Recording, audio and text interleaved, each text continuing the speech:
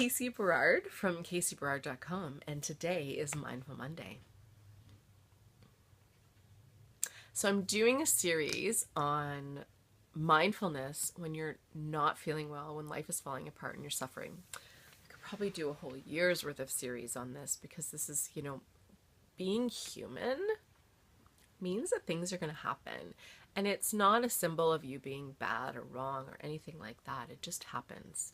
Want to give you the heads up, I do have some gua sha. This is the red stuff that's coming up on my chest because I've got a cold. And I'm doing these videos on purpose while I'm at the end of a sickness because it allows me to have access to that pain body part of me. When I'm in pain, I can remember it and not be like super patronizing and inspiring, but really heart-centered and remembering how it felt to be in that space. So I want to talk, in past videos I've talked about being sick, like with just a cold or some kind of virus. In another one I talked about depression, anxiety, and post-traumatic stress. In this one I want to talk about something a bit bigger. When I was 7.5 months pregnant with my son, who I just want to give you the end of the story first. He's totally healthy and totally okay.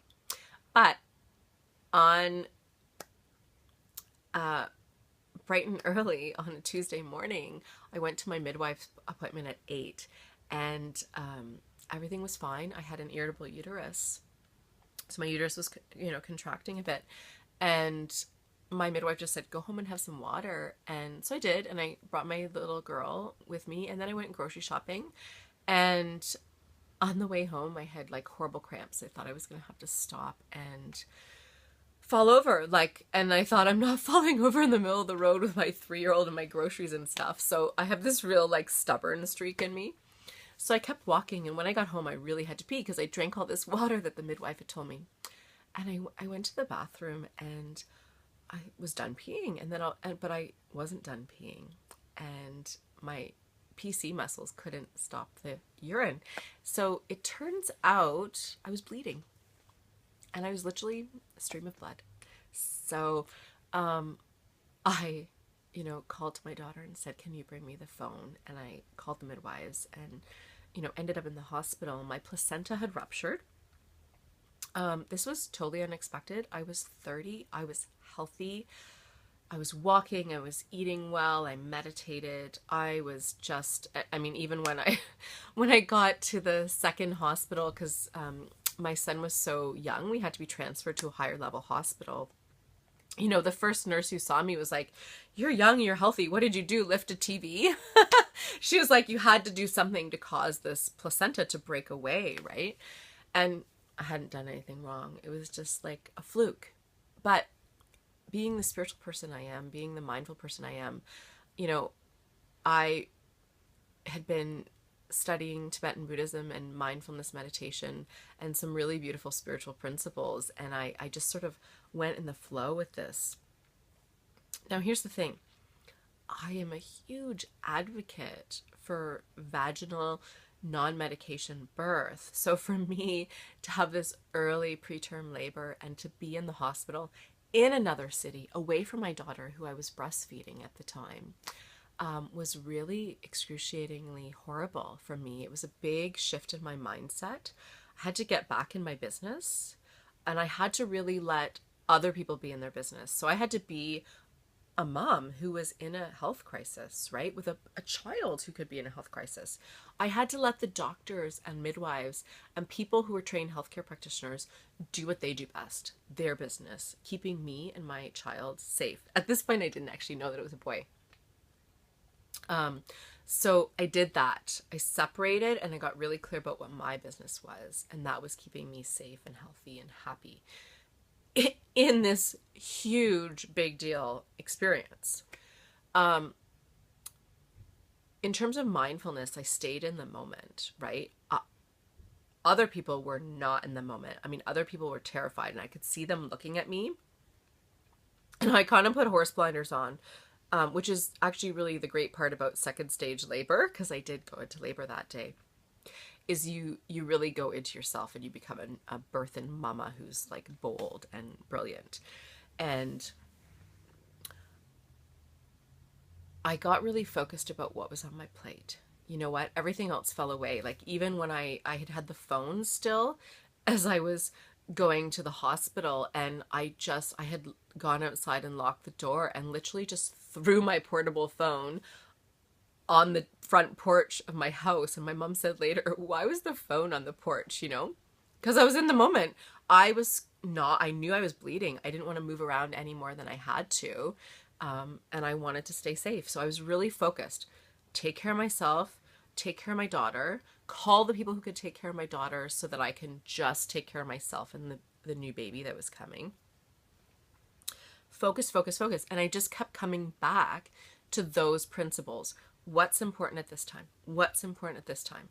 And you know what? There were times I chose to fight and advocate, and there were times where I chose to surrender and let go. And the only way I did that relatively peacefully was when I became mindful. One of the sadder moments of that time, I remember my sister bringing me up pizza, and I think we'd been in the hospital for about a week, and my son had been, going up and down, losing weight, not losing weight, and it was a fight to allow him to breastfeed. And I just burst into tears. I could cry now because all the stories I had about what should be happening in life had disappeared. And I had to really get back. I had to let go of all those right and wrong, good and bad, like judgments, guilt and shame. And I had to just let it go. And I remember I'm in the hospital, right? Like 2 seconds away from my son, so that I'm there for him. And my sister and I are talking in the hallway, and someone walks by, and I'm bawling my eyes out. I'm letting go, like I'm surrendering to what is. And the woman says, "Is there anything I could do to help you?" And I took a deep breath because I didn't want to be a jerk, but like really F off. And I said to her, I said, "You know what? Like, can you get me and my son out of the hospital?" I was angry. Like, how patronizing. There's nothing you can do to help. And I realized in hindsight she was being compassionate and loving, but I was still fighting letting go. And that's part of being human. We are fighters. So even if you're in a challenging situation, there's a crisis in the hospital, life and death, blood and doctors. Even if you fight, which is part of being human, there are points where you will let go and surrender and go with the spiritual flow of that path. And you know what? When I did that, it opened me up to help that I didn't know was available. It opened me up to possibilities that I didn't know were available. And I would consider this a miracle, but we ended up out of there a week later, which I'd been told we'd be in there a minimum of 6 weeks, like till his due date. And we weren't. Me surrendering and going with the flow was the hardest thing to do and the best thing I had ever done, because then I was working together with all these cooperative people and components and doctors and people who wanted him and I to be healthy and out of the hospital. So I hope that helps and shows how you could take a really major health crisis. And truthfully, it was a health crisis for me too, because of the placenta rupture. I was fine, by the way. But it could have turned into something worse. Really, my son was the biggest thing to watch, with his weight going up and down, and he had swallowed lots of my blood. So, that was the sort of what they were monitoring. But it worked out okay in the end. And I learned a lot about surrender and about trust and about how bad things happening, really, the amount that I grew as a human being, compassionately, empathetically, lovingly, I just dropped so much of my ego and my pretense and my judgments and my comparisons. And I met so many phenomenal people who are loving and caring and doing their job so amazingly well to keep people healthy. So I just feel so privileged that I got all of that. And that is how I stayed in my own business and was mindful and stayed focused. So I hope that helps, me sharing a story where I applied all of the stuff that I'm teaching you in a really challenging situation. If you want to know more, if you have more questions, let me know. If you'd like to work with me, I'd love to work with you.